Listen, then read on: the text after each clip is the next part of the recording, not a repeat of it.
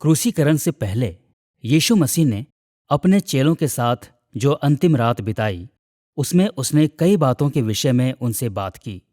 उस रात उसका एक मुख्य लक्ष्य उन्हें भविष्य के लिए तैयार करना था, केवल अपनी गिरफ्तारी और मृत्यु के लिए ही नहीं, बल्कि उस समय के लिए भी जब उसका स्वर्गारोहण हो जाएगा। और उसने उन्हें एक सबसे अद्भुत बात यह बताई कि जब वो चला जाएगा तो वे एक बेहतर स्थिति में होंगे। क्या आप यीशु के साथ आमने सामने बात करने और उससे ये बात सुनने की कल्पना कर सकते हैं? यह बहुत ही हास्यास्पद लगता है ना? हाँ, पर केवल तब तक जब तक आपको उसका कारण पता नहीं चलता। आप देखें कि जब यीशु चला जाएगा तो परमेश्वर का पवित्र आत्मा उनके पास आएगा। आत्मा मसीह की कलीसिया की स्थापना करने में, उनकी भूमिकाओं को पूरा करने में उन्हें सक्षम बनाएगा और वह पूरे संसार में परमेश्वर के राज्य का निर्माण करने के लिए कलीसिया को सामर्थी बनाएगा। ये हम पवित्र आत्मा पर विश्वास करते हैं कि हमारी श्रृंखला का तीसरा अध्याय है। हमने इस अध्याय का नाम कलीसिया में दिया है क्योंकि हम परमेश्वर के वाचाई लोगों के समुदाय के बीच पवित्र आत्मा के कार्य पर ध्यान देंगे। पिछले अध्याय में हमने पूरे संसार में पवित्र आत्मा के विधानीय कार्य की जांच की थी। अब्राहम के समय से पहले परमेश्वर ने सब मनुष्यों से इसी प्रकार बात की थी, परंतु इस अध्याय में हम उस विधानीय कार्य को देखेंगे जो वो मनुष्य जाति के केवल एक समूह के भीतर करता है। अब्राहम से आरंभ करके परमेश्वर ने लोगों के एक विशिष्ट समूह के साथ एक विशेष संबंध की शुरुआत की और उसने इस संबंध को संचालित करने के लिए उनसे एक वाचा बांधी। अब्राहम से शुरू करके परमेश्वर के पास हमेशा एक विशेष वाचाई प्रजा रही है और हम इस वाचाई प्रजा को कलीसिया कहते हैं। अधिकांश लोग नए नियम की कलीसिया से परिचित हैं, परंतु यद्यपि कई आधुनिक अनुवाद ये नहीं दर्शाते, फिर भी पवित्र शास्त्र प्राचीन इस्राएल अब्राहम की संतान का उल्लेख भी कलीसिया के रूप में करता है। पुराने नियम का यूनानी अनुवाद अर्थात सेप्तुअजिंट यूनानी शब्द एक्लेशिया का प्रयोग इस्राएल की सभा या मंडली को दर्शाने के लिए करता है। यही वो शब्द है जिसका नए नियम में आमतौर पर कलीसिया के रूप में अनुवाद किया जाता है। सेप्टुअजिंट व्यवस्था विवरण 9 के 10 और 31 के 30, न्यायों 20 के 2, पहला राजाओं 8 के 14 और भजन 22 के 22 एवं 25 जैसे स्थानों में इस शब्द का प्रयोग इस्राएल के नाम के रूप में करता है। यहाँ तक कि नया नियम प्रेरितों के काम 7 के 38 में राष्ट्र इस्राएल का उल्लेख एक्लेशिया के रूप में करता है। और सुनिए कैसे पतरस ने पहला पतरस 2 के 9 में कलीसिया का वर्णन किया। पर तुम एक चुना हुआ वंश और राजपदधारी याजकों का समाज और पवित्र लोग और परमेश्वर की निज प्रजा हो। नए नियम की कलीसिया से बात करते हुए पतरस ने इसे इस्राएल राष्ट्र के लिए प्रयुक्त पुराने नियम के कई नामों से संबोधित किया। जैसा कि हम निर्गमन 19 के 6 में पढ़ते हैं, परमेश्वर ने इस्राएल को याजकों का राज्य और पवित्र जाति कहा। व्यवस्था विवरण 7 के 6 में इस्राएल का उल्लेख यहोवा की पवित्र प्रजा, उसके निज धन के रूप में किया। और यशायाह 62 के 12 में हम ये पढ़ते हैं, और लोग इस्राएल को पवित्र प्रजा और यहोवा के छुड़ाए हुए कहेंगे। जब पतरस ने नए नियम की कलीसिया का उल्लेख इस्राएल के पुराने नियम के नामों से किया, तो उसने दर्शाया कि ये दो समूह एक अनवरत वाचाई लोगों की रचना करते हैं। कुछ विश्वासियों का मानना है कि कलीसिया की स्थापना पवित्र आत्मा के उंडेले जाने के द्वारा नए नियम में की गई थी, परंतु सच्चाई ये है कि कलीसिया पुराने नियम की कलीसिया का एक विस्तृत रूप है।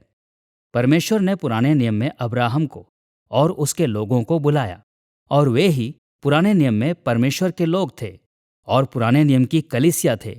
और यही कलीसिया आज हमारे समय में है, और यही यीशु मसीह के द्वितीय आगमन तक जारी रहेगी। निस्संदेह पुराने और नए नियमों में परमेश्वर के वाचाई समुदायों के बीच भिन्नताएं हैं, परंतु उनकी निरंतरता पवित्र आत्मा के कार्य को समझने में हमारी सहायता करती है। पुराने और नए दोनों नियमों में और तब से लेकर पूरे इतिहास में परमेश्वर के वाचाई लोगों के बीच आत्मा के कार्य ने शेष सृष्टि में उसके कार्य को बहुत पीछे छोड़ दिया है। अतः इस अध्याय में जब हम कलीसिया शब्द का प्रयोग करते हैं तो हमारे मन में पुराने नियम और नए नियम दोनों के समुदाय हैं। हम कलीसिया में पवित्र आत्मा के नियति विधान के कार्य का अध्ययन 3 भागों में करेंगे। पहला, हम उसके वाचाई अनुग्रह को देखेंगे। दूसरा, हम उसके द्वारा पवित्र शास्त्र के दिए जाने पर चर्चा करेंगे। और तीसरा, हम आत्मिक वरदानों को संबोधित करेंगे। आइए पहले हम पवित्र आत्मा के वाचाई अनुग्रह को देखें। पुराने नियम और नए नियम दोनों में पवित्र शास्त्र परमेश्वर की कलीसिया के साथ परमेश्वर के संबंध का वर्णन एक वाचा के रूप में करता है। शब्द वाचा का अनुवाद इब्रानी शब्द बेरीत से और यूनानी शब्द डियाथेके से किया गया है। ये वही शब्द हैं जिनका प्रयोग प्राचीन जगत ने अंतर्राष्ट्रीय संधियों का वर्णन करने के लिए किया था। विशेष रूप से अपने लोगों के साथ परमेश्वर का वाचाई संबंध बड़े सम्राटों या सुजेरियन और उनकी सेवा करने वाले वासल राज्यों के बीच की प्राचीन संधियों को दर्शाता है। प्राचीन सुजेरन वासल संधियों में 3 बातें समान थीं। उन्होंने अपने वासल के प्रति सुजरेन की परोपकारिता को अभिव्यक्त किया। उन्होंने उस विश्वास योग्यता को परिभाषित किया जिसकी अपेक्षा सुजरेन अपने वासल से करता था, और उन्होंने उन परिणामों को स्पष्ट किया जो वासल की विश्वास योग्यता या उसके विश्वासघात से निकल कर आएंगे।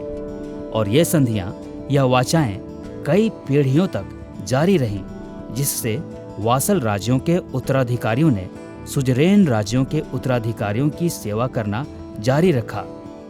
इसी तरह से परमेश्वर की वाचाएं अपने लोगों के प्रति उसके उपकार का वर्णन करती हैं, उस विश्वास योग्यता को स्पष्ट करती हैं जो उन्हें उसके प्रति रखनी है, और आज्ञाकारिता या अनाज्ञाकारिता के परिणामों को प्रकट करती हैं। अपने पिछले अध्याय में हमने उल्लेख किया था कि संसार में पवित्र आत्मा के कार्य में सामान्य अनुग्रह शामिल होता है। सामान्य अनुग्रह संपूर्ण मनुष्य जाति में भलाई और जीवन को बढ़ाने का आत्मा का कार्य है, सामान्य परोपकार जैसा। परंतु कलीसिया के साथ परमेश्वर की वाचा में और अधिक परोपकारिता, भलाई और जीवन को इस रीति से बढ़ाना शामिल था जो सामान्य अनुग्रह से आगे बढ़ता है, और इसमें शेष मनुष्य जाति के द्वारा प्राप्त किए जाने से और अधिक धीरज, सहनशीलता और दया शामिल होती है। ये कलीसिया के सब लोगों पर लागू होता है, फिर चाहे उनके पास उद्धार देने वाला विश्वास हो या ना हो। आज हमारे समय में एक आम धारणा या मान्यता यह है कि परमेश्वर सबके साथ एक समान व्यवहार करता है, परंतु मेरे विचार में नए नियम में हम ये देखते हैं कि परमेश्वर वास्तव में संसार के शेष लोगों की अपेक्षा अपने वाचाई लोगों के साथ एक बड़ी आशीष और अधिक अनुग्रह के साथ व्यवहार करता है। इसका अर्थ ये नहीं है कि वो सब लोगों की परवाह नहीं करता है। इसका अर्थ ये नहीं है कि उसका अनुग्रह किसी न किसी रूप में सब लोगों के लिए उपलब्ध नहीं है। परंतु बात जब उसके बच्चों की आती है तो मुझे लगता है कि वो अधिक कृपालु बन जाता है, और हमें इससे चकित नहीं होना चाहिए। एक सांसारिक पिता आस पड़ोस के अन्य बच्चों से प्यार कर सकता है, परंतु वो अन्यों की अपेक्षा अपने बच्चों से अधिक प्रेम और स्नेह रखता है। और इसलिए मेरे विचार में यही बात हम नए नियम में देखते हैं कि परमेश्वर अपने बच्चों पर और अधिक आशीष और अधिक प्रेम, प्रोत्साहन और सहायता उंडेलता है। और ये स्वाभाविक ही है। हमें यह समझना चाहिए कि हम उस परमेश्वर में वही देखना चाहते हैं जो स्वयं को पिता कहता है। हम वाचाई अनुग्रह के आत्मा के कार्य की चर्चा सबसे पहले पुराने नियम की कलीसिया पर ध्यान देने के द्वारा और फिर नए नियम की कलीसिया पर ध्यान देने के द्वारा करेंगे। आइए हम वाचाई अनुग्रह की पुराने नियम की अभिव्यक्तियों के साथ आरंभ करें। अब्राहम, मूसा और दाऊद के दिनों में परमेश्वर ने ऐसी वाचाएं बांधी जिन्होंने इस्राएल के संपूर्ण राष्ट्र तक विशेष अनुग्रह को पहुंचाया। उसने सबसे पहले इस्राएल की रचना एक विशेष राष्ट्र के रूप में की जब उसने उत्पत्ति 15 और 17 में अब्राहम को वाचाई संबंध स्थापित करने के लिए बुलाया। इस वाचा ने बड़े अनुग्रह के साथ प्रतिज्ञा की कि अब्राहम की संतान प्रतिज्ञा के देश को प्राप्त करेगी और कि वे पृथ्वी के सब देशों पर राज्य करेंगे। जैसा कि पौलुस ने रोमियो 4:13 में लिखा, यह प्रतिज्ञा कि वो जगत का वारिस होगा अब्राहम को और उसके वंश को दी गई थी। यही नहीं, अब्राहम ने यह प्रतिज्ञा परमेश्वर के अनुग्रह के आधार पर पाई जिसे उसने विश्वास के द्वारा प्राप्त किया। जैसा कि हम रोमियो 4:16 में पढ़ते हैं, प्रतिज्ञा विश्वास पर आधारित है कि अनुग्रह की रीति पर हो कि वो उसके सब वंशजों के लिए दृढ़ हो। और इस्राएल के पूरे इतिहास में परमेश्वर ने उनके साथ अनुग्रह के साथ व्यवहार करना जारी रखा। पुराने नियम से परिचित प्रत्येक व्यक्ति जानता है कि इस्राएल राष्ट्र अक्सर परमेश्वर के प्रति अविश्वासयोग्य रहा। वे उसके विरुद्ध बुड़बुड़ाए। उन्होंने उनके लिए बनाई परमेश्वर की योजनाओं का विरोध किया। उन्होंने अन्य देवताओं की उपासना की। उन्होंने अपने पड़ोसियों से दुर्व्यवहार किया। वास्तव में उन्होंने तब भी ये सब कार्य किए जब परमेश्वर उन्हें मिस्र की गुलामी से छुड़ा रहा था। सुनिए किस प्रकार यशायाह ने यशायाह 63:11-14 में परमेश्वर के वाचाई अनुग्रह को समझा। मूसा के दिनों में वो उन्हें समुद्र में से निकाल लाया। उसने उनके बीच अपना पवित्र आत्मा डाला। अपने प्रतापी भुजबल को मूसा के दाहिने हाथ के साथ कर दिया। उनके सामने जल को 2 भाग कर दिया और उनको गहरे समुद्र में से ले चला। यहोवा के आत्मा ने उनको विश्राम दिया। परमेश्वर ने जब उन्हें मिस्र से बचाया तो उसने उन पर वाचाई अनुग्रह किया। उसने उनके लिए लाल समुद्र को 2 भाग किया, फिरौन की सेना को नष्ट किया और प्रतिज्ञा के देश में इस्राएल को विश्राम दिया। इन आशीषों के बावजूद भी इस्राएल ने उसके विरुद्ध पाप करना जारी रखा। परंतु जब उन्होंने पाप करना जारी रखा तब भी परमेश्वर का आत्मा उन पर वाचाई दया और अनुग्रह करता रहा।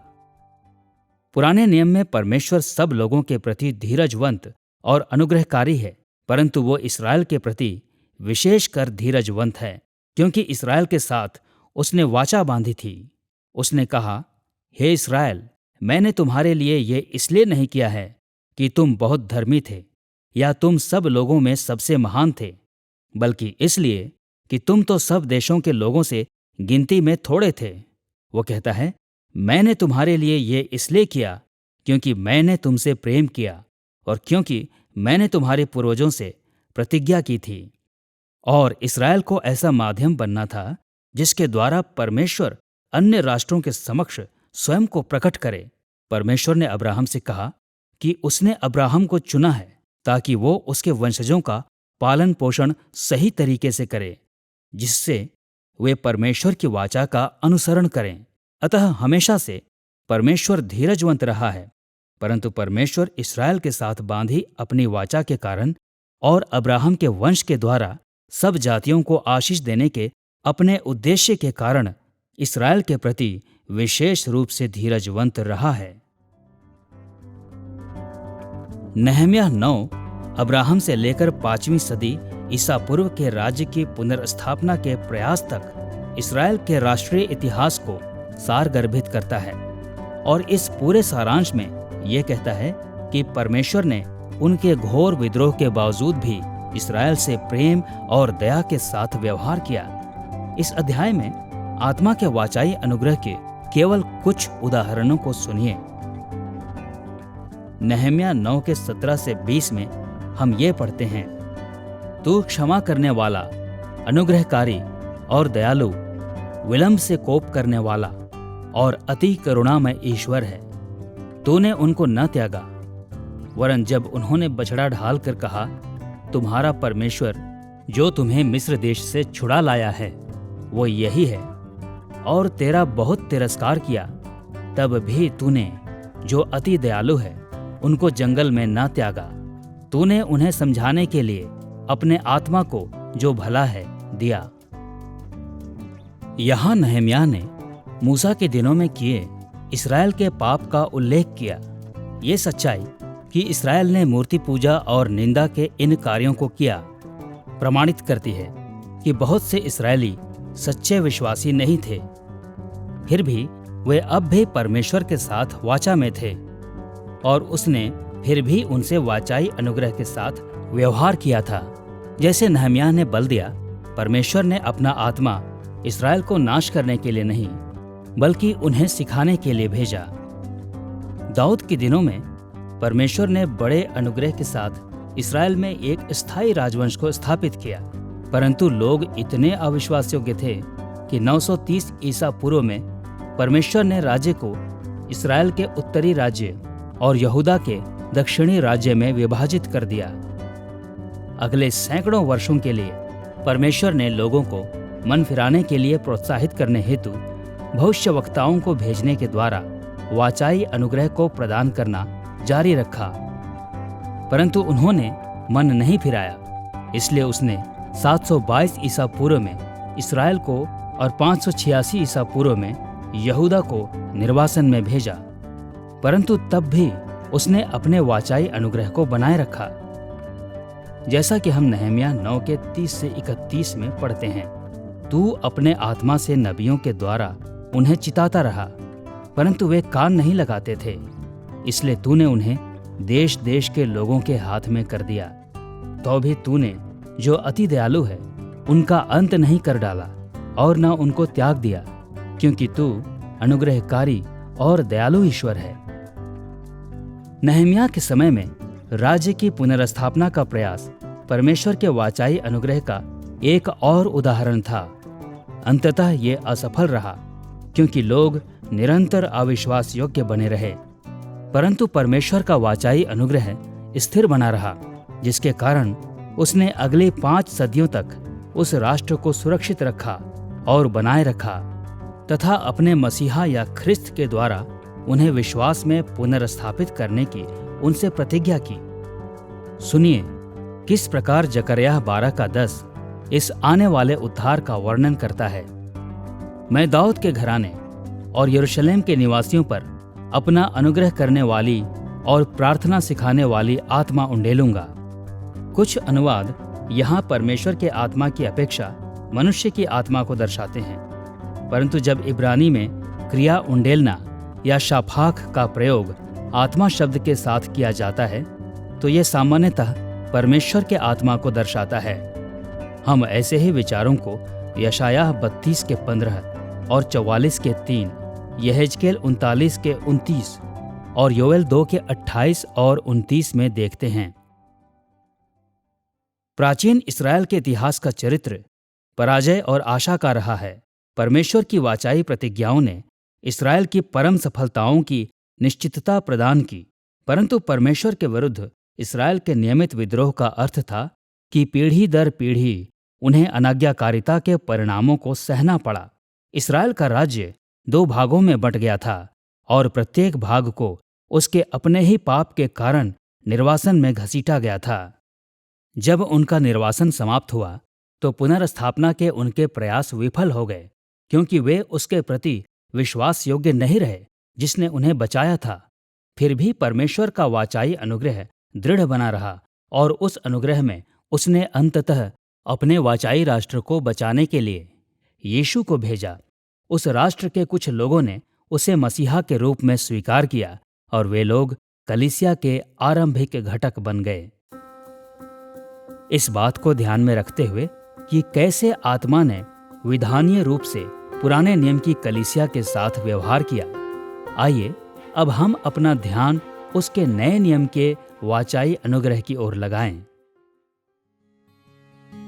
पुराने नियम की कलीसिया के समान ही नए नियम की कलीसिया में भी विश्वासी और अविश्वासी दोनों पाए जाते हैं, और पुराने नियम के समान ही संपूर्ण कलीसियाई समुदाय परमेश्वर के साथ वाचा में बंधा है। इसी कारण नया नियम अक्सर कलीसिया में अविश्वासियों के विषय को संबोधित करता है। उदाहरण के लिए मत्ती 13 के 24 से 30 में यीशु के जंगली बीज के दृष्टांत में ये माना जाता है कि कलीसिया में अविश्वासी होंगे, और ये चेतावनी देता है कि विश्वास की घोषणा करने वाले भी शायद उद्धार न पाएं। गलातियों 5:4 में पौलुस ने कहा कि जो व्यवस्था के द्वारा धर्मी ठहरने का प्रयास कर रहे थे वे अनुग्रह से वंचित हो गए थे। पहला तीमुथियुस 1:19 और 20 कुछ ऐसे लोगों के बारे में बात करता है जिनका विश्वास रूपी जहाज डूब गया था और जिन्हें शैतान को सौंप दिया गया था। इब्रानियों 6:4-6 भी चेतावनी देता है कि जो पवित्र आत्मा के भागी हुए हैं वे भटक कर खो सकते हैं। ये सारे विचार पुराने और नए नियमों के बीच निरंतरता के बिंदु हैं। सुनिए किस प्रकार इब्रानियों 10:26-29 कलीसिया में अविश्वासियों के बारे में बात करता है। सच्चाई की पहचान प्राप्त करने के बाद यदि हम जानबूझकर पाप करते रहें तो पापों के लिए फिर कोई बलिदान बाकी नहीं। जब मूसा की व्यवस्था का ना मानने वाला बिना दया के मार डाला जाता है तो सोच लो कि वो कितने और भी भारी दंड के योग्य ठहरेगा जिसने परमेश्वर के पुत्र को पांवों से रौंदा और वाचा के लहू को जिसके द्वारा वो पवित्र ठहराया गया था अपवित्र जाना है और अनुग्रह के आत्मा का अपमान किया। कलीसिया में निश्चित रूप से अविश्वासी हैं और वे अंततः परमेश्वर से दंड पाएंगे, परंतु उससे पहले वे वाचाई अनुग्रह को प्राप्त करते हैं। उनके पास सच्चाई की पहचान है, वे वाचा के लहू के द्वारा पवित्र किए गए हैं और अनुग्रह की आत्मा उनकी सेवा करता है। आशापूर्ण रूप से हमारी कलीसियाओं के अधिकांश लोग विश्वासी हैं, परंतु चाहे हम में विश्वास हो या न हो, हमारे परमेश्वर के साथ वाचा में होने की सच्चाई का अर्थ ये है कि पवित्र आत्मा हमें वाचाई अनुग्रह प्रदान करता है। यह उद्धार देने वाला अनुग्रह नहीं है, वह अनुग्रह विश्वासियों के लिए आरक्षित है, परंतु फिर भी वो अनुग्रह है। ये फिर भी परमेश्वर की ओर ऐसा अनुग्रह है जिसके हम योग्य नहीं हैं और जो हमारे जीवनों को सुधारता है और हमें उद्धार पाने का अवसर प्रदान करता है। परमेश्वर के साथ वाचा में होने का लाभ अविश्वासी लोग भी पाते हैं। कहने का अर्थ है कि वे तकनीकी रूप से दृश्य कलीसिया के सदस्य हैं और दृश्य कलीसिया वह स्थान है जहां परमेश्वर वचन के प्रचार, बपतिस्मा तथा प्रभु भोज के संस्कारों की उपस्थिति के द्वारा अपने चरित्र को बहुत स्पष्ट रूप से प्रकट करता है।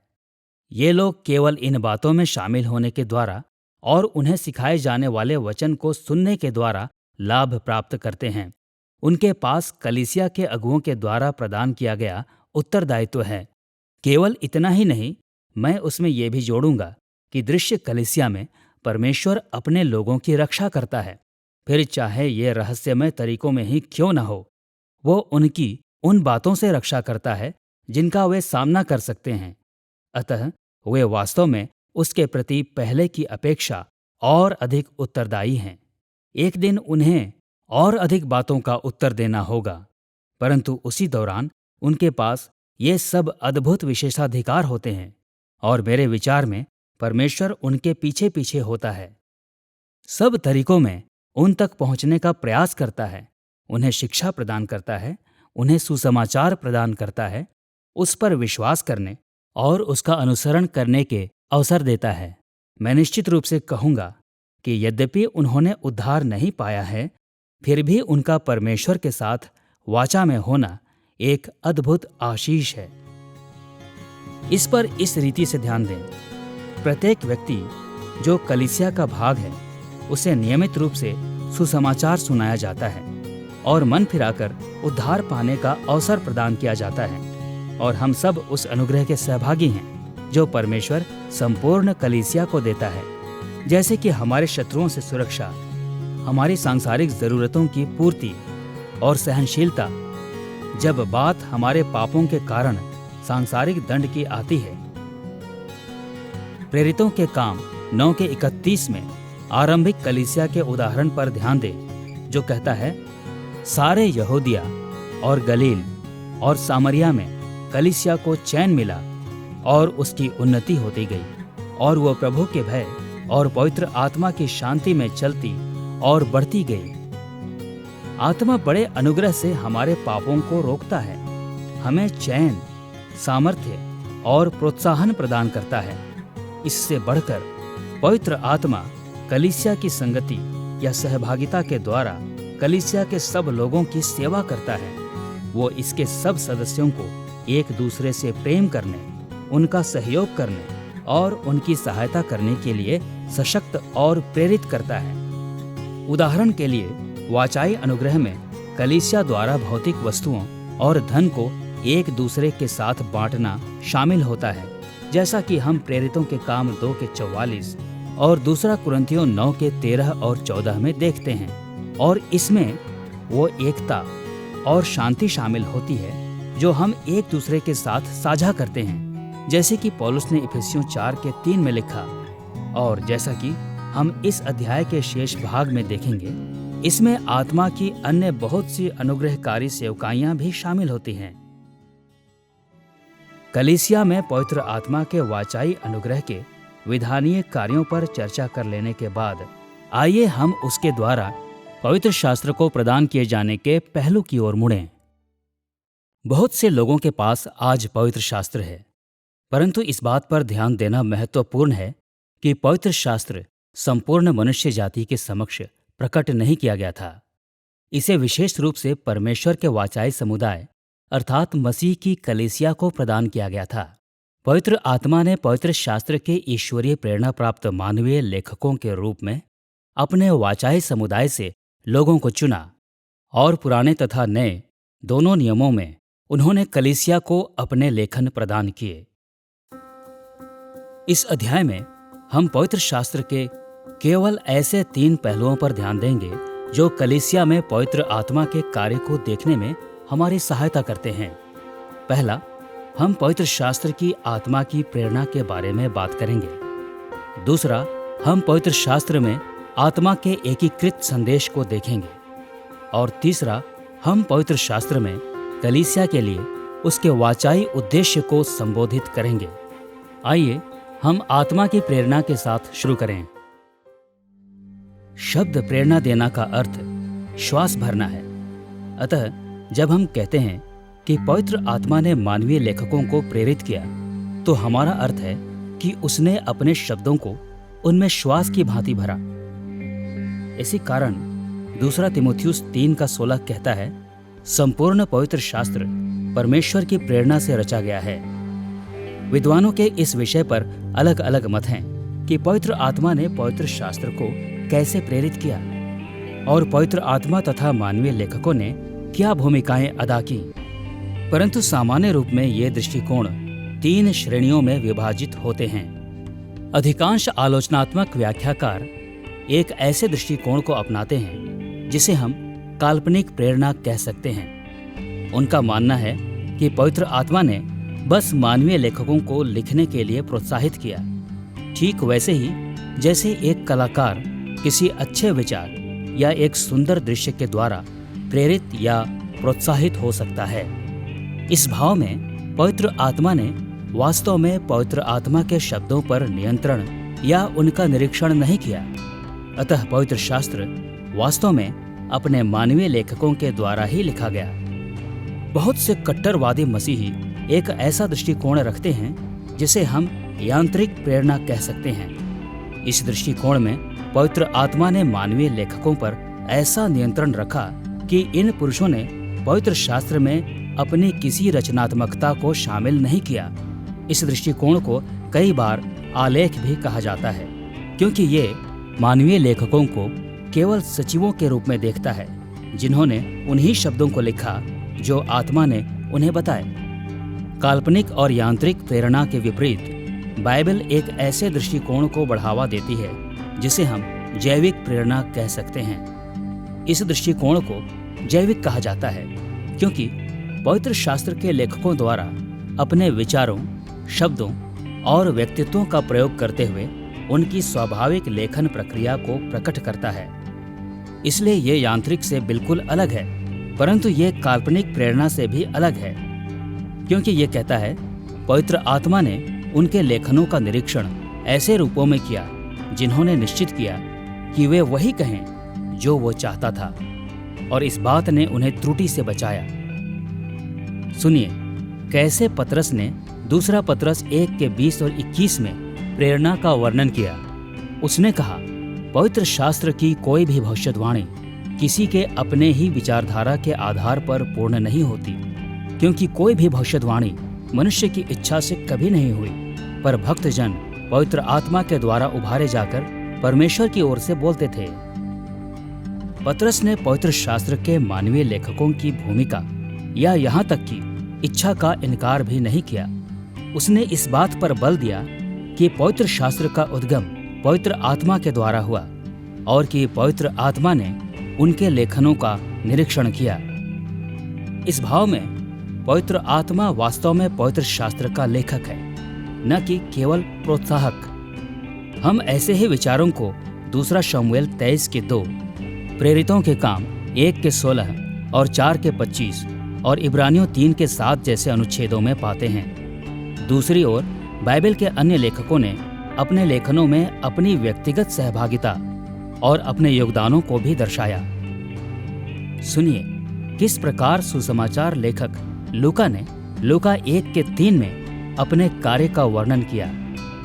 मुझे भी ये उचित मालूम हुआ कि उन बातों का संपूर्ण हाल आरंभ से ठीक ठीक जांच करके उन्हें क्रमानुसार लिखूं। लूका ने अपने लेखन में पवित्र आत्मा की सहभागिता से इनकार नहीं किया। उसने केवल यह स्पष्ट किया कि उसने उसे अपनी समझ के अनुसार लिखा और कि उन बातों को लिखा जिन्हें उसने स्वयं ठीक ठीक जांचा था। इस भाव में लूका और अन्य मानवीय लेखक वास्तव में लेखक थे और आलेख को प्राप्त करने वाले केवल सचिव ही नहीं थे। पवित्र आत्मा और मानवीय लेखकों अर्थात पवित्र शास्त्र के लेखकों ने जैविक प्रेरणा में एक दूसरे के साथ कार्य किया। जब बाइबल का लेखक लिख रहा था तो पवित्र आत्मा उसके साथ आया और बाइबल के उस लेखक को प्रोत्साहित किया कि वो उन बातों को लिखे जिसे आज हम परमेश्वर का वचन कहते हैं।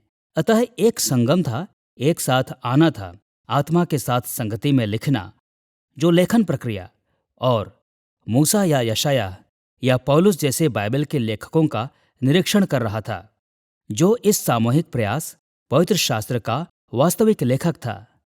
अतः आत्मा और बाइबल के लेखकों ने एक साथ मिलकर पवित्र शास्त्र की रचना की। अब यद्यपि संपूर्ण पवित्र शास्त्र जैविक रूप से प्रेरणा प्राप्त था, फिर भी हमें यह स्वीकार करना होगा कि आत्मा ने मानवीय लेखकों के साथ कई रूपों में कार्य किया। बाइबल के कुछ भाग आलेख के समान थे, जैसे कि वो समय जब परमेश्वर ने यशायाह 6:9 और 10 में यशायाह से कहा कि उसे क्या कहना है, और मूसा ने कहा कि स्वयं परमेश्वर ने अपनी उंगली से 10 आज्ञाओं को लिखा था, जैसा कि हम निर्गमन 31:18 में पढ़ते हैं। फिर भी हमें यह याद रखना होगा कि पवित्र शास्त्र की पुस्तकें उसका विवरण है जो परमेश्वर ने कहा और किया। वे इन घटनाओं का वर्णन करने के लिए मानवीय लेखकों द्वारा लिखी गई पुस्तकें हैं। हमारे पास पवित्र शास्त्र की ऐसी कोई पुस्तक नहीं है जिसमें केवल परमेश्वर के द्वारा दिए गए उद्धरण ही हों। पवित्र शास्त्र के कुछ अन्य भाग काल्पनिक प्रेरणा जैसे भी प्रतीत होते हैं, जैसे कि बुद्धि की पुस्तकें, जहां लेखकों ने सांसारिक बातों पर ध्यान दिया। उदाहरण के लिए नीति वचन 30:25-28 चींटियों, बिज्जुओं, टिड्डियों और छिपकलियों के दैनिक जीवनों पर ध्यान देते हैं। निश्चित रूप से कोई इस बात पर वाद विवाद नहीं करेगा कि केवल पवित्र आत्मा ये ज्ञान प्रदान कर सकता है कि चींटियां धूप काल में भोजन वस्तुएं बटोरती हैं। कुछ भी हो, पवित्र शास्त्र कम से कम 2 बातों को प्रकट करता है। पहली, पवित्र शास्त्र के मानवीय लेखक केवल ऐसे सचिव ही नहीं थे जिन्होंने आत्मा से सुनकर शब्दों को लिखा, और दूसरी, काल्पनिक प्रेरणा के साथ संयोगवश समानता के बावजूद भी पवित्र आत्मा कलीसिया के समक्ष परमेश्वर के वचन को प्रकट करने और अपने प्रेरणा प्राप्त मानवीय लेखकों के माध्यम से इसे कलीसिया के लिए लेखनबद्ध करने में हमेशा गंभीरता से शामिल था। पवित्र शास्त्र के द्वारा आत्मा द्वारा प्रेरणा को देख लेने के बाद आइए अब हम बाइबल में से उसके प्रमुख संदेश के बारे में बात करें। हम पवित्र शास्त्र के मुख्य संदेश का वर्णन अलग अलग रूपों में कर सकते हैं। पहला, हम इसे मनुष्य जाति की सृष्टि, पाप में पतन, छुटकारे और अंतिम महिमा मंडन के इतिहास के रूप में देख सकते हैं। या हम परमेश्वर पर मनुष्य जाति के विश्वास या उसके प्रति मनुष्य जाति के कर्तव्य के बारे में बात करने के द्वारा और अधिक विधिवत दृष्टिकोण का अनुसरण कर सकते हैं। जैसे कि वेस्टमिंस्टर लघु प्रश्नोत्तरी का उत्तर 3 कहता है, पवित्र शास्त्र एक सिद्धांत के रूप में सिखाता है कि मनुष्य को परमेश्वर के विषय में क्या विश्वास करना है और परमेश्वर मनुष्य से किन कर्तव्यों की अपेक्षा रखता है। या हम बाइबल के प्रमुख संदेश को यीशु के उन कार्यों में सारगर्भित कर सकते हैं जो उसने परमेश्वर के प्रति प्रेम और पड़ोसी के प्रति प्रेम के संबंध में किए। मत्ती 22 के 37 से 40 में यीशु ने यह सिखाया, तू परमेश्वर अपने प्रभु से अपने सारे मन और अपने सारे प्राण और अपनी सारी बुद्धि के साथ प्रेम रख। बड़ी और मुख्य आज्ञा तो यही है, और उसी के समान ये दूसरी भी है कि तू अपने पड़ोसी से अपने समान प्रेम रख। यही 2 आज्ञाएं सारी व्यवस्था और भविष्यद्वक्ताओं का आधार हैं। जब यीशु ने व्यवस्था और भविष्यद्वक्ताओं कहा तो उसके कहने का अर्थ पूरा पुराना नियम था। अतः हम पुराने नियम को और इस तरह से नए नियम को भी इन 2 महान आज्ञाओं का प्रयोग करके सारगर्भित कर सकते हैं। परंतु जब हम पवित्र शास्त्र में पवित्र आत्मा के प्रमुख संदेश के बारे में बात करते हैं तो हमारे मन में कुछ और होता है, कुछ ऐसा जो इन सारे सारांशों को समाहित करता है। आधुनिक पाठक अक्सर इस बात से चूक जाते हैं कि ये सारांश पूरी तरह से वाचाई हैं और ये अपनी कलीसिया के लिए पवित्र आत्मा का सबसे महत्वपूर्ण संदेश है। पवित्र शास्त्र मूल रूप से एक वाचाई प्रलेख है। यह परमेश्वर को उसके वाचाई लोगों के समक्ष ऐसे रूपों में प्रकट करता है जो उसके साथ हमारे संबंध को परिभाषित और स्पष्ट करते हैं। ये हमारे प्रति उसके वाचाई उपकार को दर्शाता है। ये उस मानवीय विश्वास योग्यता को स्पष्ट करता है जिसकी वो हमसे अपेक्षा करता है, और ये हमारे उद्धार और दंड सहित हमारी आज्ञाकारिता और अनाज्ञाकारिता के परिणामों की रूपरेखा भी प्रदान करता है। किसी न किसी रूप में पवित्र शास्त्र का प्रत्येक अनुच्छेद इन आधारभूत वाचाई कार्यों को पूरा करता है।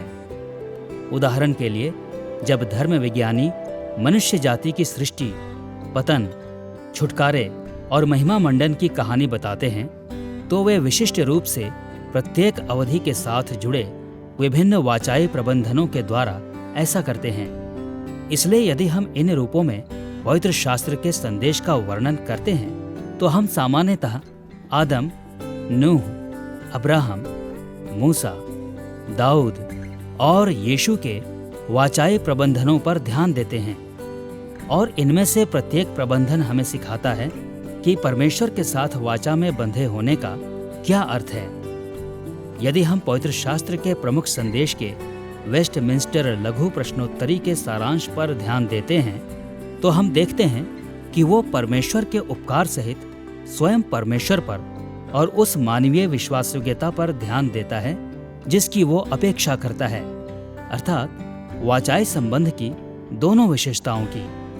और यदि हमें बाइबल के संदेश को सारगर्भित करना हो, जैसे कि यीशु ने मत्ती 22 में किया, तो हम स्पष्ट रूप से इसकी वाचाई प्रकृति को देख सकेंगे। परमेश्वर से प्रेम करने की आज्ञा व्यवस्था विवरण 6 के 5 से ली गई है। वह अध्याय अपने लोगों के साथ परमेश्वर के वाचाई संबंध का एक अद्भुत सारांश प्रस्तुत करता है। पहला, ये इस्राएल को स्मरण दिलाता है कि वे उन प्रतिज्ञाओं के अनुसार परमेश्वर के वाचाई लोग हैं जो उसने उनसे की हैं। दूसरा, ये इस्राएल को मिस्र के दासत्व से छुड़ाने में परमेश्वर के ईश्वरीय उपकार की याद दिलाता है। तीसरा, ये सच्चे और प्रेमी मन के साथ परमेश्वर की सब विधियों को मानने में मानवीय विश्वासयोग्यता की आवश्यकता पर बल देता है। और चौथा, ये उन महान आशीषों को स्पष्ट करता है जो उसके लोग प्राप्त करेंगे यदि वे उसकी विधियों को मानते हैं, और उन भयानक शापों को भी जिनको वे सहेंगे यदि वे उसके विरुद्ध विद्रोह करते हैं। अतः जब हम व्यवस्था विवरण 6:5 को देखते हैं तो हमें समझना है कि परमेश्वर से प्रेम करने की आज्ञा में ये सब विचार शामिल होते हैं। जब हमें परमेश्वर से अपने पूरे मन, प्राण, हृदय से प्रेम करने की आज्ञा दी जाती है तो ये हमारे जीवनों के सब क्षेत्रों को प्रभावित करती है।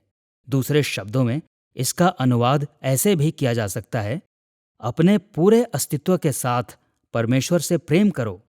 प्रभु जिसने हमसे वाचा बांधी है, उसने हमें विश्वास योग्य बनने की प्रतिबद्धता भी दी है, और वाचा के दूसरे सहभागी के रूप में हमारा कर्तव्य है कि हम उस परमेश्वर के प्रति विश्वास योग्य रहें जिसने हमसे वाचा बांधी है। दूसरे शब्दों में, अपने मन, अपने हृदय और अपने प्राण से परमेश्वर से प्रेम करना परमेश्वर के प्रति हमारी विश्वास योग्यता का प्रत्युत्तर है, परमेश्वर के प्रति हमारी वफादारी का प्रत्युत्तर है। हम उससे ये कहते हैं, हे प्रभु, हम अपने पूरे अस्तित्व को तेरे सामने रख रहे हैं। अपने पड़ोसियों से प्रेम करने की आज्ञा भी मूल रूप से वाचाई ही है। जिस पद को यीशु ने विशेष रूप से उद्धृत किया वो लेव्य व्यवस्था 19:18 है। व्यवस्था विवरण 6 के समान लेव्य व्यवस्था 19 भी परमेश्वर और इस्राएल के बीच के वाचाई संबंध पर बल देता है। हम विशेष रूप से इसे दोहराए गए इस वाक्यांश में देखते हैं, मैं तुम्हारा परमेश्वर यहोवा हूँ। इस्राएल के परमेश्वर के रूप में उसकी वाचा में पूरा समुदाय शामिल था। इसलिए यीशु ने परमेश्वर के राज्य में अपने साथी नागरिक के रूप में अपने पड़ोसियों से प्रेम करने पर बल दिया। हमें एक दूसरे को आशीष देनी है और बदला लेने और दुर्व्यवहार जैसी बातों को दूर रखना है, क्योंकि परमेश्वर ने वाचाई समाज के आधार के रूप में इसी बात को स्थापित किया है। पवित्र शास्त्र का संपूर्ण संदेश परमेश्वर की वाचा से संबंधित है, और फिर चाहे हम इसे इतिहास के रूप में या विधिवत धर्म विज्ञान के रूप में या फिर परमेश्वर और मनुष्य जाति के साथ संगति में जीवन जीने के व्यवहारिक विषय के रूप में देखें, ये सच बना रहता है। संपूर्ण पवित्र शास्त्र परमेश्वर और उसके लोगों के बीच वाचाई संबंध पर आधारित है, और प्रेरणा प्राप्त पवित्र शास्त्र में पवित्र आत्मा ने बार बार व्यक्तिगत और सामूहिक रूप से अपने लोगों के प्रति परमेश्वर की प्रतिबद्धता के इस संदेश पर बल दिया। अब जबकि हमने प्रेरणा और वाचाई संदेश के आधार पर पवित्र शास्त्र के विषय में पवित्र आत्मा के विधानीय कार्य का अध्ययन कर लिया है, इसलिए आइए इसके उद्देश्य पर ध्यान दें। ये मानते हुए कि पवित्र शास्त्र में पवित्र आत्मा का मुख्य संदेश वाचाई है, इसलिए पवित्र शास्त्र का मुख्य उद्देश्य भी वाचाई होना अवश्य है। इस बात को मन में रखना महत्वपूर्ण है, क्योंकि पवित्र शास्त्र पवित्र आत्मा के द्वारा प्रेरणा प्राप्त था। इसलिए मानवीय लेखकों के उद्देश्य हमेशा आत्मा के उद्देश्यों से सहमत होते थे, और हम ऐसे स्थानों पर ध्यान देने के द्वारा इस बात की पुष्टि कर सकते हैं कि ये एकीकृत उद्देश्य वाचाई था, जहां उन्होंने इसे अपेक्षाकृत प्रत्यक्ष रूप से कहा है। हम ऐसे 4 तरीकों का उल्लेख करेंगे जिनमें आत्मा ने अपने वाचाई उद्देश्यों को प्रकट किया। पहला, पवित्र शास्त्र अपने लेखकों और मूल पाठकों को परमेश्वर के वाचाई समुदाय के सदस्यों के रूप में देखता है। नया नियम उन प्रेरितों और भविष्यवक्ताओं के द्वारा लिखा गया था जो परमेश्वर के वाचाई दूतों के रूप में सेवा करते थे। उनका कार्य परमेश्वर की वाचा के प्रति परमेश्वर के लोगों को उत्तरदायी ठहराना था। इससे बढ़कर नए नियम की अधिकांश पत्रियां और साथ ही साथ प्रकाशित वाक्य की पुस्तक स्पष्ट रूप से अपने पाठकों का परिचय कलीसियाओं के रूप में देती हैं, जो अक्सर अलग अलग स्थानों में पाई जाती थीं।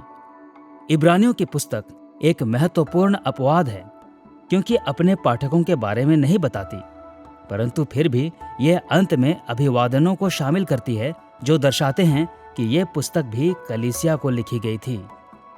पहला यूहन्ना की पुस्तक विशेष रूप से इसके पाठकों को नहीं दर्शाती, परंतु यह स्पष्ट रूप से दर्शाती है कि इसका पाठक मसीही है।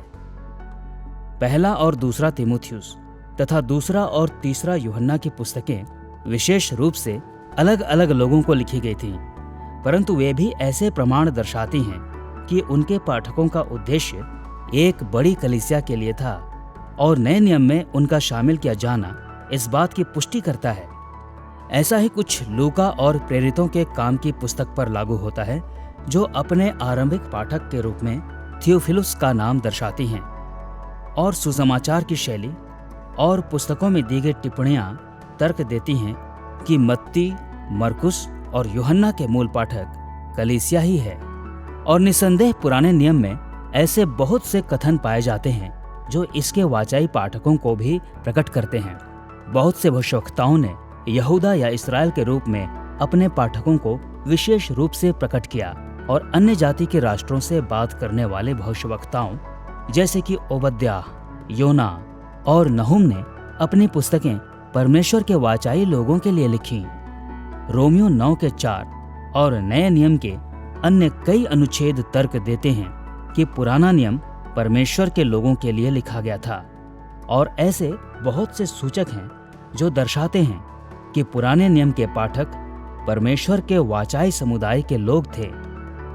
व्यवस्था विवरण 4:8 में मूसा के शब्दों पर ध्यान दें। फिर कौन ऐसी बड़ी जाति है जिसके पास ऐसी धर्ममय विधि और नियम हो जैसे कि ये सारी व्यवस्था जिसे मैं आज तुम्हारे सामने रखता हूं। मूसा ने कहा कि व्यवस्था के होने ने इस्राएल को दूसरी जातियों से अलग बनाया। केवल उन्होंने परमेश्वर की व्यवस्था को प्राप्त किया था, क्योंकि केवल वे ही परमेश्वर के वाचा के लोग थे। हम इसी विचार को निर्गमन 24 के 1 से 12 में देखते हैं। वहां मूसा ने कहा था कि 10 आज्ञाएं और वाचा की पुस्तक विशेष रूप से परमेश्वर के साथ इस्राएल के वाचाई संबंध के विषय में थी। ये वाचाई पाठक समूह दूसरा राजाओं 22 और 23 में भी स्पष्ट है, जहां यहूदा के राजा योशिय्याह ने परमेश्वर के साथ इस्राएल की वाचा को नया बनाया। इन अध्यायों में याजक हिल्किय्याह को मंदिर में वो मिला जिसे उसने व्यवस्था की पुस्तक कहा। बहुत से विद्वान मानते हैं ये व्यवस्था विवरण की पुस्तक थी।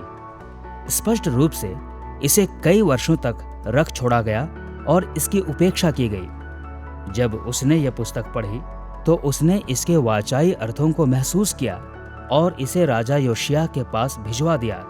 और जब योशिय्याह ने यह पुस्तक पढ़ी तो उसने इस्राएल की सभा, पुराने नियम की कलीसिया के समक्ष इस पुस्तक को पढ़ने के द्वारा प्रत्युत्तर दिया। उसने इसे व्यवस्था की पुस्तक कहने के द्वारा इसके वाचाई उद्देश्य पर बल दिया, और उसने स्वयं को और अपने लोगों को इसका पालन करने के प्रति समर्पित किया। दूसरा राजाओं 22 के 2 से 3 में इस विवरण को सुने। योशिय्याह ने जो वाचा की पुस्तक यहोवा के भवन में मिली थी, उसकी सब बातें उनको पढ़कर सुनाई।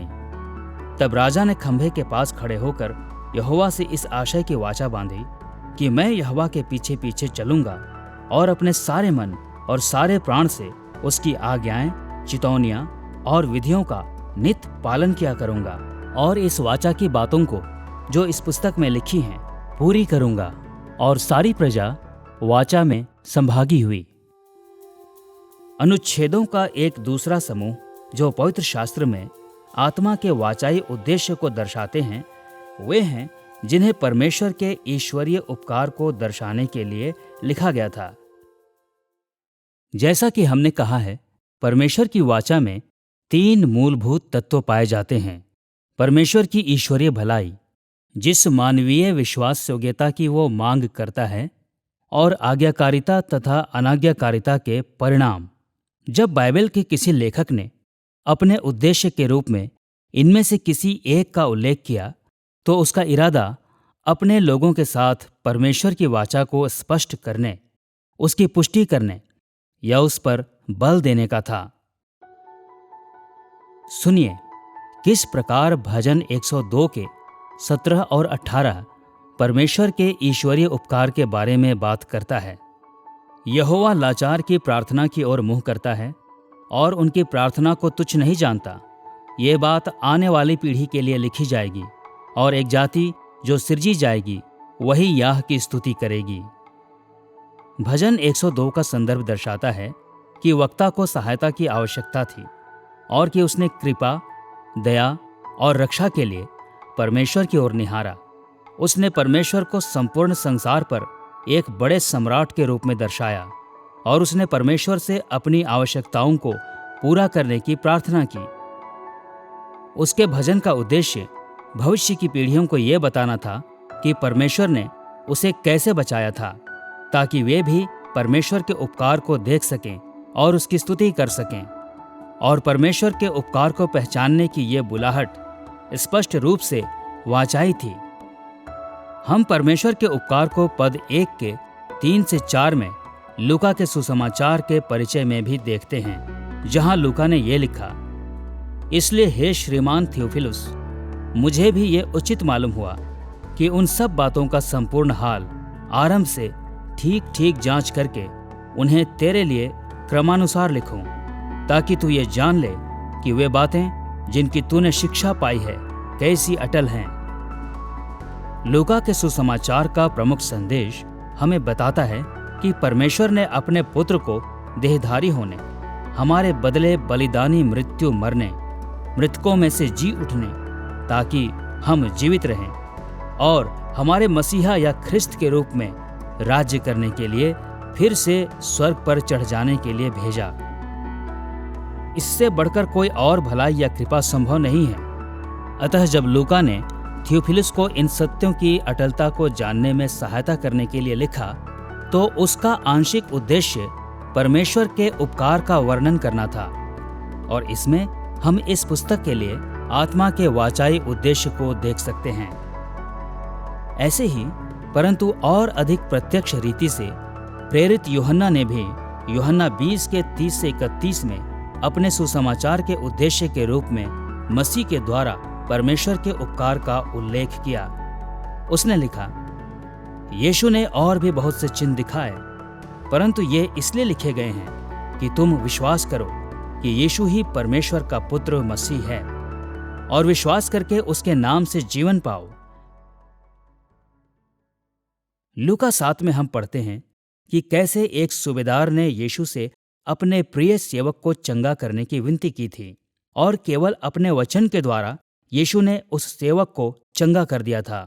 और फिर उस घटना के ठीक बाद हम पढ़ते हैं कि कैसे यीशु की भेंट नाइन नगर में एक शव यात्रा से होती है, और वहां वो एक विधवा को पाता है जो अपने पुत्र की मृत्यु के कारण फूट फूट कर रो रही थी। और एक बार फिर से यीशु अपने वचन से उस लड़के को जीवित कर देता है। अतः ये दर्शाता है कि यीशु कौन है, परंतु उसके आश्चर्य कर्म ये भी दिखाते हैं कि परमेश्वर का राज्य पुनर्स्थापना के विषय में है, कि इस सेवक और विधवा के इस पुत्र को उनके परिवारों को फिर से सौंप दिया गया। स्वरूप धारकों के रूप में उन्हें उनकी भूमिका फिर से प्रदान कर दी गई, ताकि वे अपने काम पर लौट सकें, कि वे फिर से मंदिर जाकर परमेश्वर की आराधना कर सकें, कि वे अपने समुदाय की खुशहाली में एक बार फिर से योगदान दे सकें। अतः यीशु के आश्चर्य कर्म न केवल ये दिखाते हैं कि यीशु कौन है, बल्कि उसके बड़े अनुग्रह और उपकार को भी, अर्थात पुनर्स्थापना के उसके उपकार को।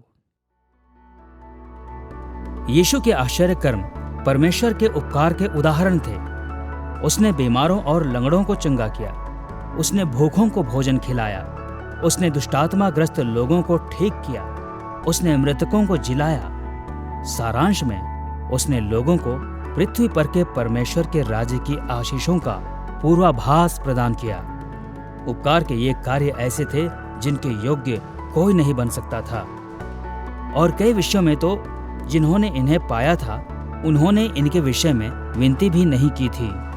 ये पूर्ण रूप से परमेश्वर की भलाई, कृपा और दया के कारण किए गए थे। यूहन्ना का उद्देश्य परमेश्वर के उपकार को दर्शाना था, ताकि हम उसके पुत्र के द्वारा मिलने वाले उद्धार के लिए उसकी ओर खींचे आएं। जब हम ये याद करते हैं कि संपूर्ण पवित्र शास्त्र पवित्र आत्मा की प्रेरणा से रचा गया था, तो ये देखना कठिन नहीं है कि कैसे ये अनुच्छेद आत्मा के वाचाई उद्देश्य का समर्थन करता है।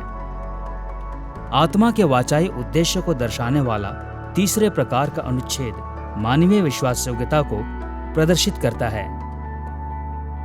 बहुत बार जब बाइबल के लेखकों ने लेखन के अपने उद्देश्यों को बताया, तो उन्होंने मानवीय विश्वास योग्यता का उल्लेख किया। उन्होंने अपने पाठकों को केवल इतिहास से अवगत कराने या उनकी बुद्धि या प्रसन्नता को बढ़ाने के लिए ही नहीं लिखा। आत्मा की प्रेरणा के द्वारा उन्होंने अपने पाठकों को परमेश्वर की आज्ञा मानने को प्रेरित करने के लिए लिखा। जैसा कि पौलुस ने रोमियो 1:5 में लिखा, उसके द्वारा हमें अनुग्रह और प्रेरिताएं मिली कि लोग विश्वास करके उसकी माने। और जैसा कि उसने दूसरा तीमुथियुस 3:16 में लिखा, संपूर्ण पवित्र शास्त्र परमेश्वर की प्रेरणा से रचा गया है और उपदेश और समझाने और सुधारने और धार्मिकता की शिक्षा के लिए लाभदायक है। बाइबल का प्रत्येक अनुच्छेद हमें सिखाता है कि हम कैसे विश्वास योग्य बने और कैसे परमेश्वर की अपेक्षाओं के अनुसार जीवन जिएं। दूसरे शब्दों में, प्रत्येक अनुच्छेद हमें मानवीय विश्वास योग्यता की हमारी वाचाई जिम्मेदारी को सिखाता है। ये विचार व्यवस्था विवरण 29:29 में भी स्पष्ट है, जो कहता है, जो बातें प्रकट की गई हैं वे सदा के लिए हमारे और हमारे वंश के वश में रहेंगी, इसलिए कि इस व्यवस्था की सब बातें पूरी की जाएं। हम इसे पहला यूहन्ना 2 के इन शब्दों में भी देख सकते हैं, हे मेरे बालकों, मैं ये बातें तुम्हें इसलिए लिखता हूं कि तुम पाप न करो। कुछ स्थानों पर निर्देश और अधिक सटीक हैं। उदाहरण के लिए, यहेजकेल 43:11 को इस बात के आश्वासन के स्पष्ट उद्देश्य के साथ लिखा गया था कि भविष्य का मंदिर परमेश्वर द्वारा दिए गए विशिष्ट निर्देशों के अनुसार बनाया जाएगा। और पहला कुरिन्थियों 5:11 में पौलुस ने इसलिए लिखा ताकि कुरिन्थिस के मसीही ऐसे लोगों के साथ संगति न करें जो मसीह में विश्वास की बात तो करते हों, परंतु साथ ही अनैतिक जीवन जीते हों। अब हमें इस बात पर बल देना चाहिए कि मानवीय विश्वास योग्यता, जिसकी अपेक्षा परमेश्वर अपनी कलीसिया से करता है, वह केवल बाहरी आज्ञाकारिता ही नहीं है। पूरे पवित्र शास्त्र में आत्मा ने यह स्पष्ट किया कि सच्ची वाचाई विश्वास योग्यता निष्ठावान और हृदय से निकली हुई होती है और परमेश्वर के प्रति प्रेम से प्रेरित होती है। व्यवस्था विवरण 6 के 1 से 6 के शब्दों पर ध्यान दें। ये वो आज्ञा और वे विधियां और नियम हैं जो तुम्हें सिखाने की तुम्हारे परमेश्वर यहोवा ने आज्ञा दी है। तू अपने परमेश्वर यहोवा से अपने सारे मन और सारे जीव और सारी शक्ति के साथ प्रेम रखना, और ये आज्ञाएं तेरे मन में बनी रहें। इस अनुच्छेद में वो पद पाया जाता है जिसे यीशु ने मत्ती 22:37 में उद्धृत किया था, वो जिसे उसने सबसे बड़ी आज्ञा कहा। और यह इस विचार के साथ समाप्त होता है कि व्यवस्था हमारे मनों में लिखी होनी चाहिए। परमेश्वर से प्रेम करना केवल भावना का विषय नहीं है और ये केवल आज्ञाकारिता का भी विषय नहीं है। इसमें ये दोनों शामिल होते हैं।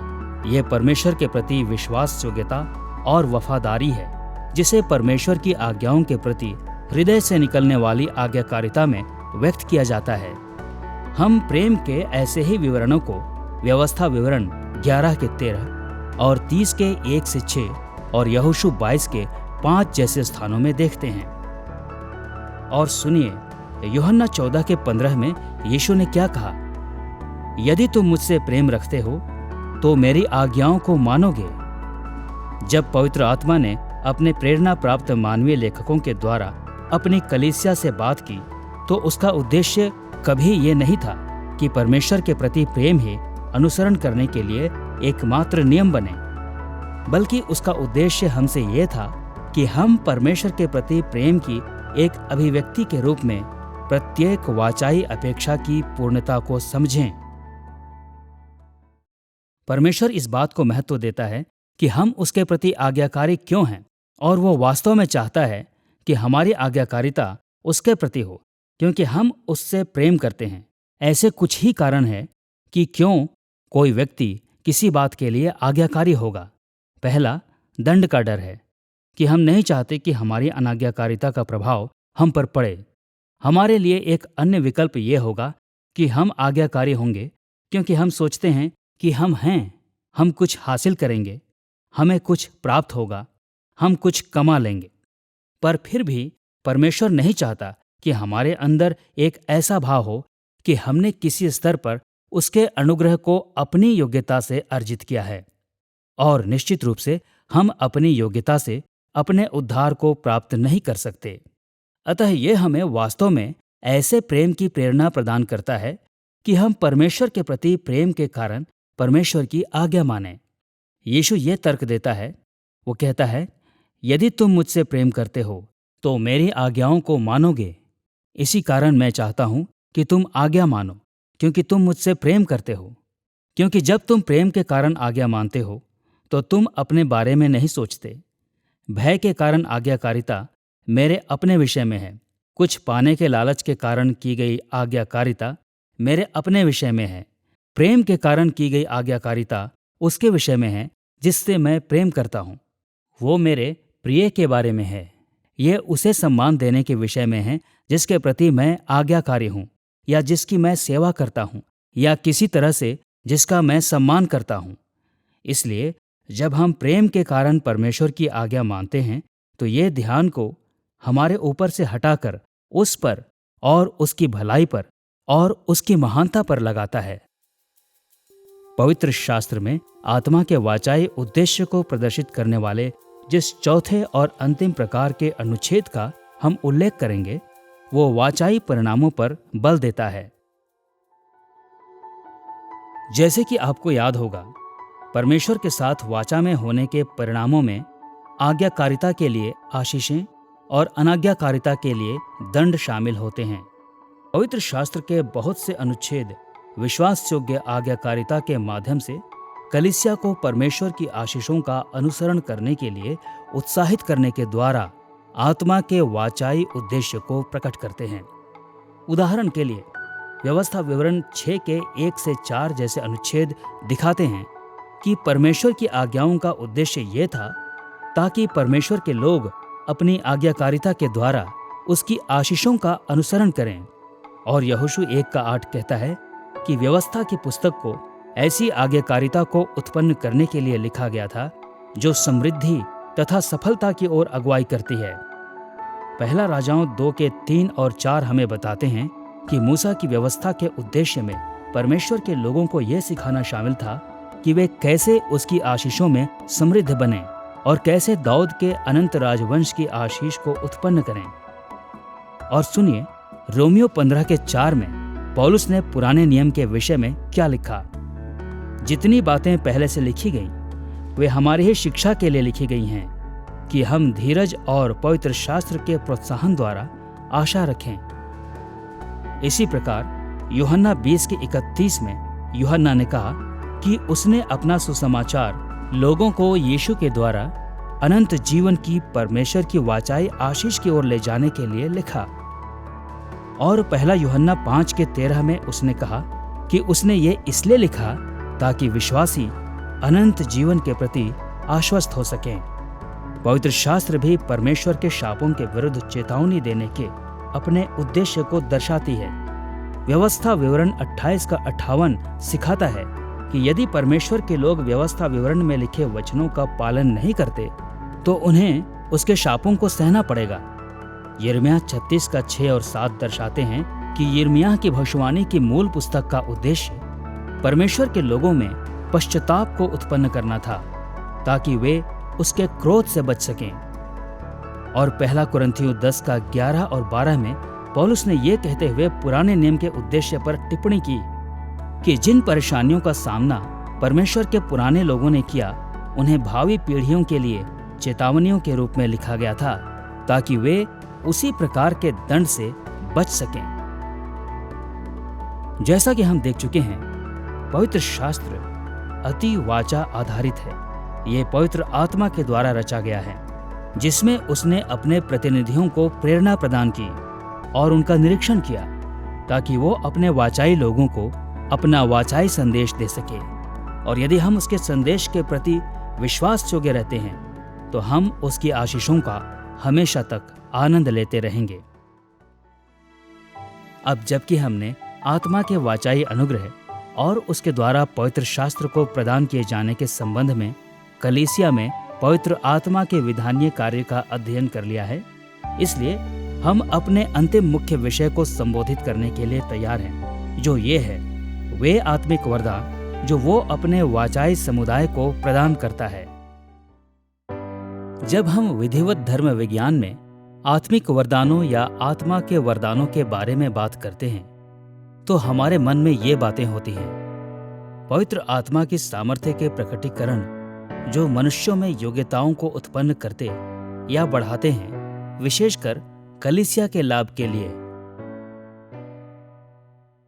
कुछ आत्मिक वरदान स्वाभाविक योग्यताओं और प्रतिभाओं के जैसे होते हैं, इसलिए कई बार यह स्पष्ट नहीं होता कि किन लोगों में वे हैं और किन में नहीं हैं। उदाहरण के लिए, एक व्यक्ति स्वाभाविक रूप से एक अच्छा शिक्षक हो सकता है, परंतु दूसरा केवल शायद इसलिए अच्छा पढ़ा सकता है क्योंकि पवित्र आत्मा उसे ऐसा करने में सक्षम बनाता है। अन्य वरदान चमत्कारिक होते हैं, जैसे कि ऐसे कार्य करना जिन्हें केवल अलौकिक रीति से ही स्पष्ट किया जा सकता है। इसलिए यह स्पष्ट हो जाता है कि वे आत्मिक वरदान हैं और केवल स्वाभाविक योग्यताएं नहीं हैं।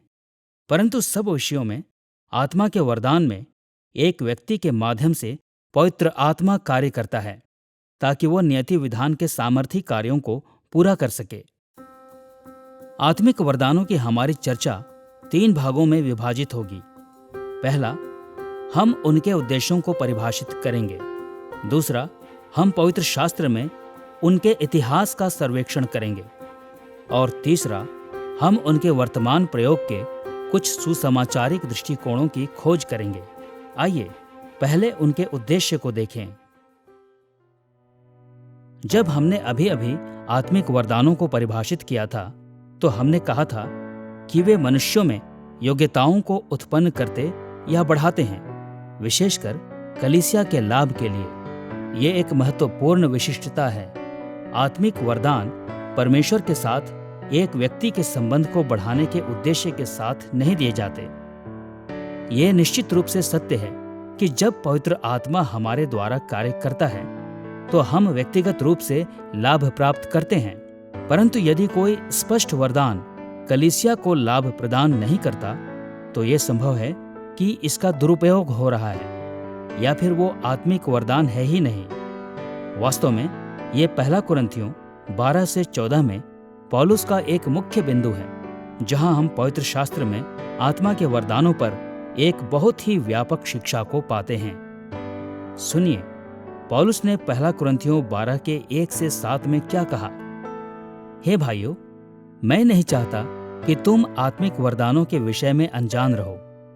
वरदान तो कई प्रकार के हैं, परंतु आत्मा एक ही है, और सेवा भी कई प्रकार की हैं, परंतु प्रभु एक ही है, और प्रभावशाली कार्य कई प्रकार के हैं, परंतु परमेश्वर एक ही है, जो सब में हर प्रकार का प्रभाव उत्पन्न करता है, किंतु सबके लाभ पहुंचाने के लिए हर एक को आत्मा का प्रकाश दिया जाता है। पौलुस ने वरदानों, सेवा और कार्य को एक स्तर पर रखा, क्योंकि वरदान ऐसे कार्य हैं जो परमेश्वर कलीसिया की सेवा के लिए हमारे द्वारा करता है। उन्हें सबकी भलाई के लिए दिया गया है, अर्थात कलीसिया की भलाई के लिए। 1 कुरिन्थियों 12 के 8 से 31 में पौलुस ने और अधिक विवरण के साथ आत्मिक वरदानों के उद्देश्य को स्पष्ट किया। उसने मानवीय देह के रूपक का परिचय दिया और स्पष्ट किया कि देह का प्रत्येक भाग दूसरे भागों पर आधारित होता है और दूसरों से लाभ प्राप्त करता है। इसी प्रकार कलीसिया के सदस्य एक देह हैं, इसलिए हम एक दूसरे के वरदानों से लाभ प्राप्त करते हैं। पौलुस ने यह तर्क भी दिया कि आत्मा ये चुनाव करता है कि प्रत्येक व्यक्ति को कौन सा वरदान देना है। कलीसिया के प्रत्येक व्यक्ति के पास समान वरदान नहीं होते, जैसे कि मानवीय देह का प्रत्येक अंग एक सा नहीं होता। इसलिए किसी को ऐसा नहीं सोचना चाहिए कि अधिक रोमांचकारी वरदान वाले श्रेष्ठ हैं, या जिनके पास ऐसे वरदान नहीं हैं वे तुच्छ हैं। सब वरदान कलीसिया की उन्नति के साधन के रूप में दिए गए थे। वास्तव में पद 26 में पौलुस ने कहा कि कलीसियाई देह के भाग एक दूसरे पर इतने आश्रित हैं कि जब एक अंग दुख पाता है तो सब अंग उसके साथ दुख पाते हैं, और यदि एक अंग की बड़ाई होती है तो उसके साथ सब अंग आनंद मनाते हैं। फिर 13 के 1 से 13 में उसने सिखाया कि यदि वरदानों का प्रयोग एक दूसरे के प्रति प्रेम में नहीं किया जाता तो व्यर्थ हैं। वे कलीसिया की उन्नति के अपने उद्देश्य को पूरा नहीं करते, और वे निश्चित रूप से उनका प्रयोग करने वाले को भी लाभ नहीं पहुंचाते। जैसे कि हम जानते हैं, और जैसे प्रेरित पौलुस कुरिन्थियों को लिखी अपनी पहली पत्री में दर्शाता है, आत्मिक वरदानों का समुचित प्रयोग ये है कि आत्मिक वरदान मसीह की देह अर्थात कलीसिया की उन्नति के लिए दिए गए हैं। और पौलुस स्वयं पहला कुरिन्थियों 13 में कहता है कि मैं तुम्हें सबसे उत्तम तरीका बताता हूं जो प्रेम है। और फिर वो समझाते हुए आगे बढ़ता है, प्रेम के बिना तुम कुछ नहीं कर सकते, सब वरदान व्यर्थ हो जाते हैं। अतः इसका अर्थ ये है कि प्रेम वो महत्वपूर्ण बात है जो सब आत्मिक वरदानों को एक साथ बांधता है, क्योंकि मसीह की देह आत्मिक वरदानों के द्वारा तब उन्नति करती है जब प्रेम उन्हें एक साथ बांधता है। अब कई बार ये सोचा जाता है कि पौलुस ने कलीसिया की उन्नति करने वाले वरदानों जैसे कि भविष्यवाणी और ऐसे वरदानों के बीच अंतर किया जिनका उद्देश्य व्यक्तिगत प्रयोग का है, जैसे अन्य भाषाओं का वरदान, जब उनका प्रयोग प्रार्थना की भाषा के रूप में किया जाता है, जैसा कि उसने पहला कुरिन्थियों 14 के 12 में कहा, ऐसा प्रयत्न करो कि तुम्हारे वरदानों की उन्नति से कलीसिया की उन्नति हो। आरंभ में पौलुस के शब्द ये दर्शाते प्रतीत होते हैं कि कुछ वरदानों का उद्देश्य कलीसिया की उन्नति का नहीं है, और उन्हें केवल उस व्यक्ति की उन्नति के लिए दिया गया है जो उन्हें प्राप्त करता है। परंतु इस पद के विशाल संदर्भ में पौलुस का अर्थ ये था कि व्यक्तिगत उन्नति का अर्थ देने वाले वरदानों का प्रयोग भी सार्वजनिक रूप से कलीसिया के लाभ के लिए किया जाना चाहिए। उदाहरण के लिए पहला कुरिन्थियों 14 के 22 में उसने कहा कि अन्य भाषाओं का प्रयोग उचित रूप में कलीसिया में अविश्वासियों के चिन्ह के रूप में किया जा सकता है। और पद 27 और 28 में उसने जोड़ा कि यदि कोई किसी कलीसिया सभा में अन्य भाषाओं में बात करता है तो उस भाषा का अनुवाद होना जरूरी है ताकि कलीसिया को उससे लाभ हो। अब अलग अलग धर्म वैज्ञानिक परंपराएं भविष्यवाणी और अन्य भाषाओं को अलग अलग रूप में समझती हैं, जैसा कि वे अन्य कई वरदानों के साथ भी करती हैं। परंतु हम इस बात पर सहमत हो सकते हैं कि सारे आत्मिक वरदानों का उद्देश्य कलीसिया की उन्नति करना है। अब जबकि हमने आत्मिक वरदानों के उद्देश्य को परिभाषित कर लिया है, इसलिए आइए पवित्र शास्त्र में उनके इतिहास को संबोधित करें। आत्मिक वरदान सबसे पहले पुराने नियम के दिनों में प्रकट हुए। उत्पत्ति 41 दर्शाता है कि आत्मा ने यूसुफ को सपनों का अर्थ बताने में सहायता की, और दानियल 4 दानियल के बारे में भी यही कहता है। और निसंदेह पुराना नियम ऐसे बहुत से भविष्यवक्ताओं का उल्लेख करता है जिन्हें परमेश्वर ने अपने लोगों से बात करने के लिए नियुक्त किया और सामर्थ्य प्रदान की। हम पुराने नियम के चरित्रों के द्वारा चमत्कारों और चंगाइयों को प्रदान करने के उदाहरण भी देख सकते हैं, जैसे कि कोढ़ के रोग को चंगा करना और मृतकों को जिलाना। और यद्यपि पुराना नियम इन विषयों में हमेशा परमेश्वर के आत्मा का उल्लेख नहीं करता, फिर भी नया नियम यह स्पष्ट करता है कि ये आत्मिक वरदान थे। रोमियो 12 का 6 और पहला कुरिन्थियों 12 के 28 और 29 प्रकट करते हैं कि भविष्यवाणी और चंगाइयाँ और आश्चर्यकर्म सब आत्मा के वरदान हैं। इससे बढ़कर निर्गमन की पुस्तक कई स्थानों पर उल्लेख करती है कि पवित्र आत्मा ने कारीगरों को असाधारण प्रतिभाएं और योग्यताएं प्रदान की ताकि वो उन्हें मिलाप वाले तंबू को बनाने और अन्य कारीगरों को सिखाने के योग्य बने। वास्तव में ये इतिहास के पहले लोग हैं जिनके बारे में बाइबल कहती है कि उन्हें आत्मिक वरदान प्रदान किए गए। निर्गमन 35 के 30 से 35 को पढ़ें, जहां मूसा ने कहा, यहोवा ने यहूदा के गोत्र वाले बसलेल को नाम लेकर बुलाया है और उसने उसको परमेश्वर के आत्मा से ऐसा परिपूर्ण किया है कि सब प्रकार की बनावट के लिए उसको ऐसी बुद्धि, समझ और ज्ञान मिला है। फिर यहोवा ने उसके मन में और ओहोलियाब के मन में भी शिक्षा देने की शक्ति दी है। इन दोनों के हृदय को यहोवा ने ऐसी बुद्धि से परिपूर्ण किया है कि वे नक्काशी करने और गढ़ने वाले और काढ़ने और बुनने वाले हों, वरन सब प्रकार की बनावट में और बुद्धि से काम निकालने में सब भांति के काम करें। पवित्र आत्मा ने राजाओं को भी ऐसी विशेष प्रतिभाओं से भरा जिन्होंने उन्हें अपने राज्यों पर शासन करने और उनका संचालन करने में योग्य बनाया।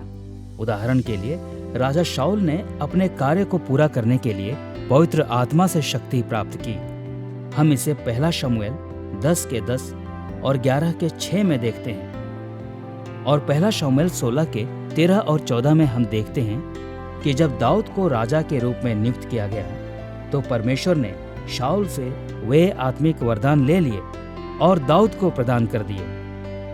इसी कारण दाऊद के बतशेबा के साथ पाप करने के बाद भजन 51 के 11 में उसने प्रार्थना की कि परमेश्वर पवित्र आत्मा को उससे दूर न करे। दाऊद जानता था कि परमेश्वर ने अपने वरदान शाऊल से हटा लिए थे क्योंकि शाऊल ने पाप किया था, और दाऊद को आशा थी कि अपने पश्चाताप के द्वारा परमेश्वर उससे वो वरदान नहीं छीनेगा जो उसने प्राप्त किए थे।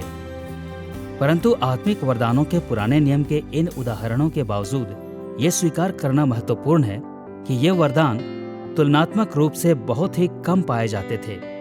वे उनके लिए सुरक्षित रखे गए जिन्हें परमेश्वर ने अपने बदले विशेष सेवा करने के लिए बुलाया था, जैसे कि भविष्यवक्ता और राजा।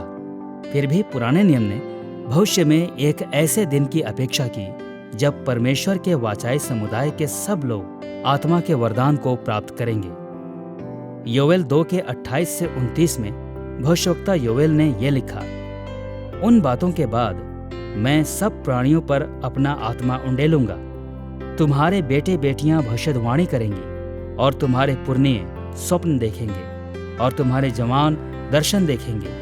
तुम्हारे दास और दासियों पर भी मैं उन दिनों में अपना आत्मा उंडेलूंगा। जब योवेल ने कहा कि ये बातें उन बातों के बाद होंगी, तो उसका अर्थ था कि वे अंत के दिनों या अंत के समयों में होंगी। उस समय जब परमेश्वर अपने स्वर्गीय राज्य को पृथ्वी पर लेकर आएगा, तो उसके लोग बड़े पैमाने पर आत्मिक वरदानों को प्राप्त करेंगे। आत्मा के वरदान केवल राजाओं और भविष्यवक्ताओं तक ही सीमित नहीं होंगे। इसकी अपेक्षा परमेश्वर पूरे वाचाई समुदाय पर अपने आत्मा को उंडेलेगा। और तब ठीक यही हुआ जब यीशु ने अपनी पृथ्वी पर की सेवकाई के दौरान राज्य का उद्घाटन किया। पुराने और नए नियमों के समयों के बीच पवित्र आत्मा के वरदानों में अंतर करना एक बहुत ही कठिन प्रश्न है, जो तब उठ खड़ा होता है जब पवित्र आत्मा की धर्म शिक्षा की बात आती है। मेरे विचार में बाइबल की शायद सबसे स्पष्ट शिक्षा ये है कि बाइबल पुराने नियम और नए नियम के पवित्र आत्मा के वरदानों के बीच की भिन्नता के विषय में ऐसे शब्दों में बात करती है जो परिमाण संबंधी हैं। यद्यपि बाइबल हमें इसके बारे में बहुत अधिक नहीं बताती, परंतु ये कुछ जरूर बताती है। कम से कम एक दिशा निर्धारण अवश्य प्रदान करती है। हम यशायाह 32 के 15 के बारे में सोचते हैं, जहां शब्द आराह का प्रयोग किया गया है कि आत्मा को उंडेला जाएगा, जो नए नियम के दिनों के बारे में बात करता है। यह एक अधिक प्रचलित अनुच्छेद, जो कि निस्संदेह योवेल 2 का 28 है, जहां शफाक क्रिया का प्रयोग करते हुए अंतिम दिनों में, मसीहा के दिनों में, पुनर्स्थापना और नवीनीकरण के दिनों में पवित्र आत्मा के उंडेले जाने के बारे में बात की गई है। इब्रानी में ये क्रियाएं परिमाण संबंधी हैं। इसका अर्थ है बहुत अधिक परिमाण में उंडेलना।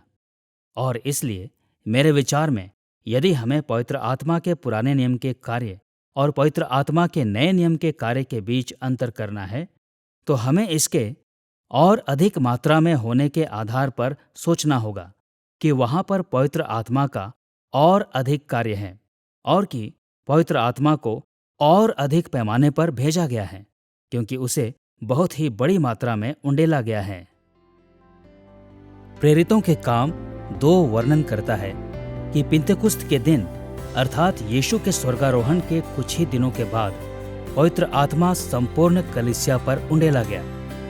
आग की जीभें उन पर उतरी और परिणाम स्वरूप वे सब लोग अन्य अन्य भाषाओं में बात करने लगे। फिर प्रेरितों के काम 2 के 16 से 18 में प्रेरित पतरस ने स्पष्ट रूप से घोषणा की कि यह अंतिम दिनों के विषय में योवेल की भविष्यवाणी की पूर्णता में हुआ। उस दिन से आत्मिक वरदान कलीसिया के सब लोगों के लिए उपलब्ध रहे हैं।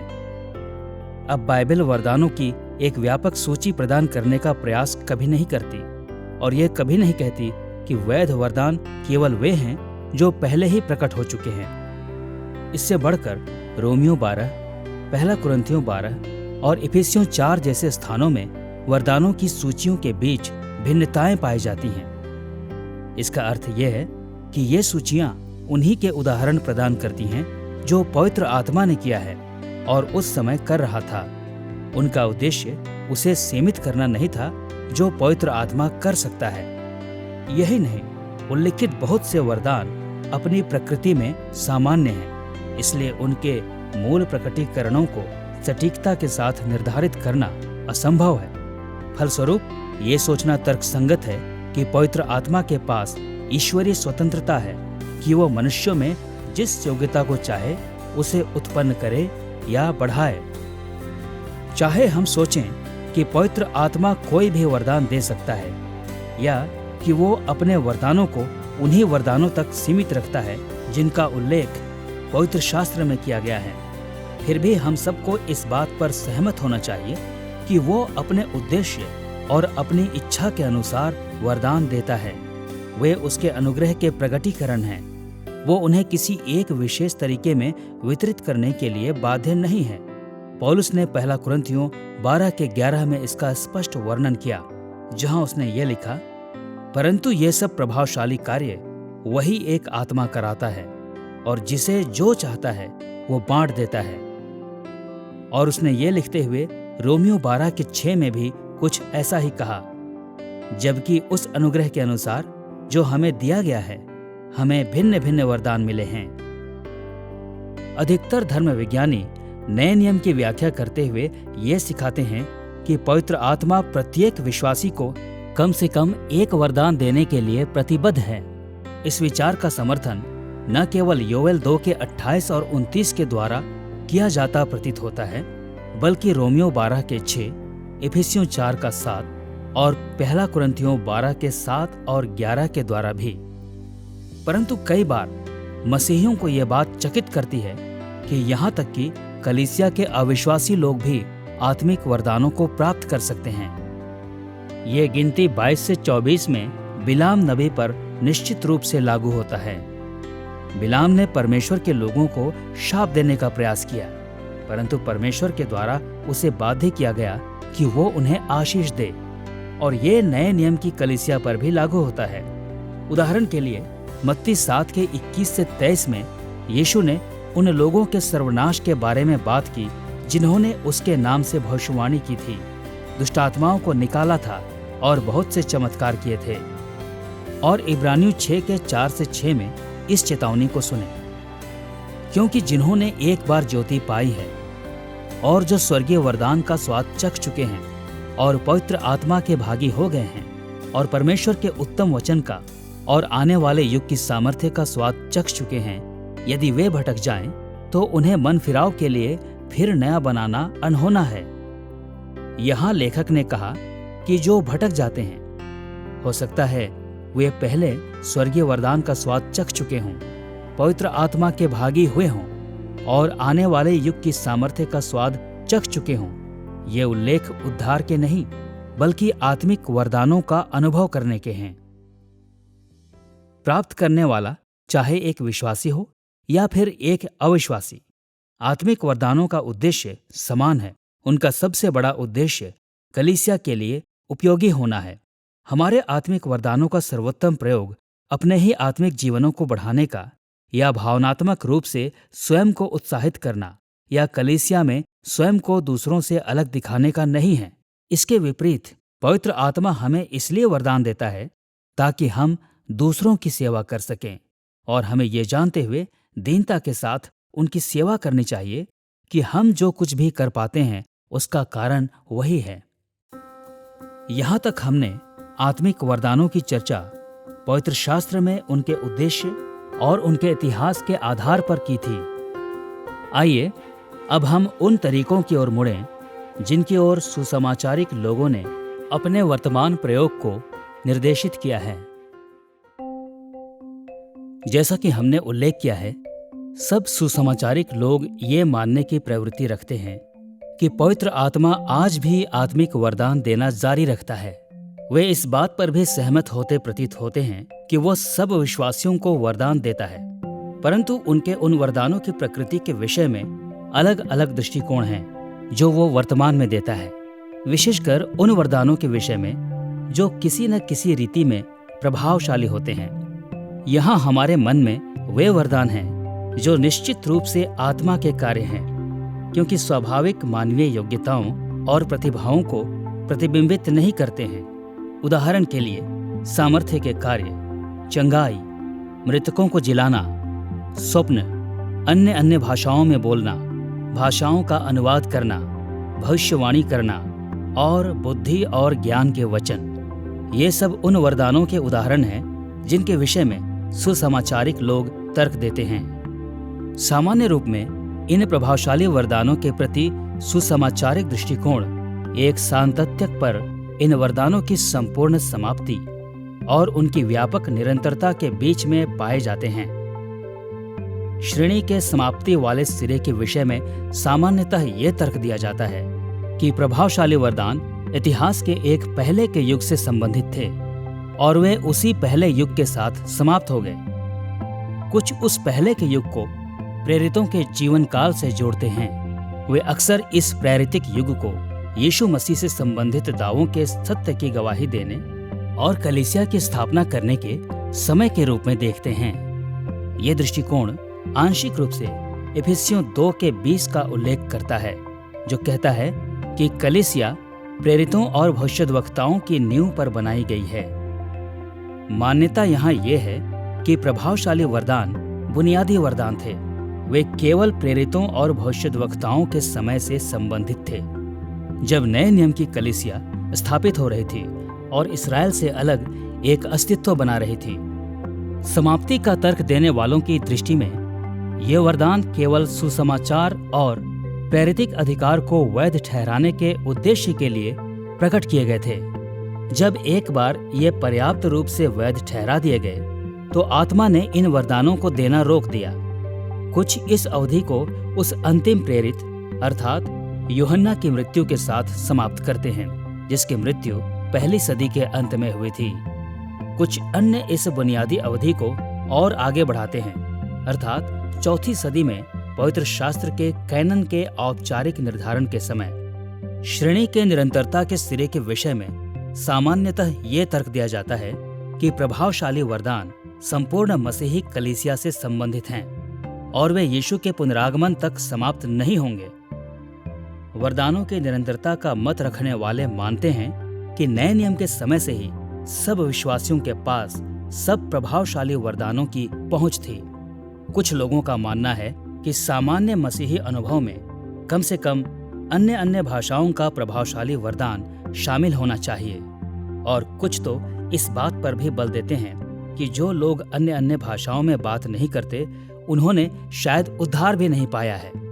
परंतु अन्य लोग केवल ये मानते हैं कि पवित्र आत्मा के पास अब भी आजादी है कि वो जहां और जब चाहे प्रभावशाली वरदान प्रदान कर सकता है। वे इस बात पर बल देते हैं कि वो केवल इसलिए इन वरदानों को रोके नहीं रहता क्योंकि प्रेरितिक युग समाप्त हो गया है और वे दर्शाते हैं कि पवित्र शास्त्र का एकमात्र अनुच्छेद जो विशेष रूप से प्रभावशाली वरदानों की समाप्ति का उल्लेख करता है, वो मसीह के पुनरागमन पर उस सिरे की समाप्ति का समय दर्शाता है।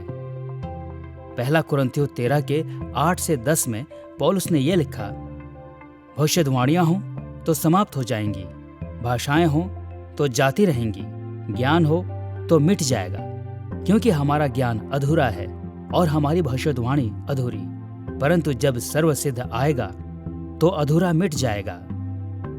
निरंतरता का दृष्टिकोण ये तर्क देता है कि सिद्धता या तो स्वयं यीशु है या उसके पुनरागमन के समय महिमा प्राप्त करने की हमारी अंतिम अवस्था। इनमें से चाहे जो भी हो, भविष्यवाणी, अन्य अन्य भाषाएं और ज्ञान तब तक जारी रहेंगे। ये कुछ समय से वाद विवाद का विषय रहा है कि क्या पवित्र आत्मा के वरदान आज उपस्थित हैं या नहीं, और विशेषकर अधिक प्रभावशाली वरदान जैसे कि अन्य अन्य भाषाएं, चंगाई, भविष्यवाणी, दुष्टात्माओं से छुटकारा। सवाल यह है कि ये आज भी विद्यमान हैं या नहीं। मैं उन सब लोगों को आमंत्रित करना चाहता हूं जो ये सवाल उठाते हैं कि वे मुझे बाइबल में ऐसा प्रमाण दिखाएं जो कहता हो कि वे वरदान आज उपस्थित नहीं हैं। मेरे कहने का अर्थ यह है कि वे वरदानों की बड़ी सूचियों के भाग हैं, और इसलिए मेरे विचार से हम इस बात पर सहमत हैं कि प्रचार, संचालन और शिक्षण के वरदान आज भी उपस्थित हैं, और इसलिए वे वरदान इनसे अलग क्यों हों। कई बार पहला कुरिन्थियों 13 को इस संबंध में उद्धृत किया जाता है। आप ये जानते हैं, और मैंने भी इस बात का प्रचार होते सुना है कि जब सर्वसिद्ध आएगा तो ये अन्य बातें, भविष्यवाणी और बाकी सब बातें भी जाती रहेंगी, और दावा यह किया जाता है कि वो सर्वसिद्ध परमेश्वर का सिद्ध वचन है।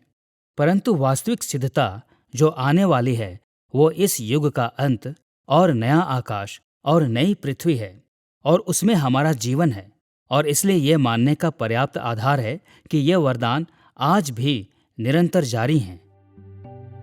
निस्संदेह सांतत्य के दोनों सिरों के बीच में विविध दृष्टिकोण पाए जाते हैं जो समाप्ति और निरंतरता के तत्वों को मिला देते हैं। कुछ लोगों का मानना है कि प्रभावशाली वरदान निरंतर जारी रह सकते हैं, परंतु वे पूरे इतिहास में बहुत ही कम हैं। अन्य लोगों का मानना है कि प्रभावशाली वरदान निरंतर बने हुए हैं, परंतु वे परिवर्तित हो गए हैं, इसलिए अब वे प्रभावशाली नहीं हैं। उदाहरण के लिए वे कह सकते हैं कि भविष्यवाणी अब प्रचार और शिक्षण तक सीमित है, और उसमें अब परमेश्वर से विशेष प्रकाशन को प्राप्त करना शामिल नहीं है। परंतु प्रभावशाली वरदानों के विषय में हम चाहे जो भी दृष्टिकोण रखें, फिर भी हमें उन मान्यताओं की श्रेणी को याद रखना चाहिए जिनका पालन बाइबल की पुष्टि करने वाले सुसमाचारिक मसीहियों द्वारा किया जाता है। कलीसिया की उन्नति करने के वरदान दिए हैं, अतः हमें वरदानों के प्रति हमारे दृष्टिकोण को एक दूसरे की आलोचना करने का कारण नहीं बनने देना चाहिए। कलीसिया में पवित्र आत्मा के नियति विधान के कार्य पर आधारित इस अध्याय में हमने 3 विषयों की खोज की है। हमने पुराने और नए नियम में आत्मा के वाचाई अनुग्रह पर ध्यान दिया है।